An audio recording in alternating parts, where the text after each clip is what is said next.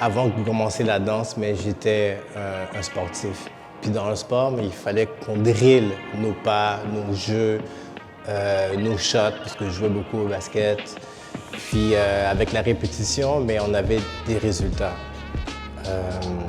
Les résultats se voyaient beaucoup quand on jouait les games. Puis ça a toujours été quelque chose qui était ancré en moi. Fait que, tu sais, la discipline de pouvoir s'entraîner, la discipline de pouvoir faire des mouvements spécifiques en répétition m'amenait beaucoup plus loin dans la compréhension de mon corps et du jeu. Fait que j'ai comme appliqué cette formule-là dans la danse en popping.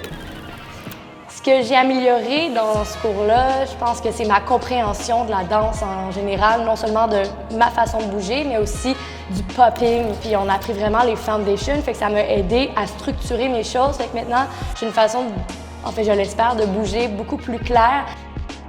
Plusieurs aspects du popping, de l'histoire du popping, de la culture du popping que je ne savais pas avant et qui m'ont donné beaucoup plus d'inspiration quand je danse, quand je fais du freestyle. Et juste savoir tout ça, ça enrichit ma danse, quoi.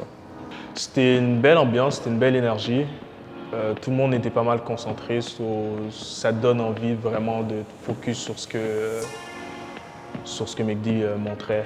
Le cours m'a apporté une fluidité dans ma danse, ça a libéré ma danse, ça m'a permis de m'exprimer plus aisément, d'aller explorer d'autres zones. Je peux dire qu'après toute cette session-là, j'ai appris énormément.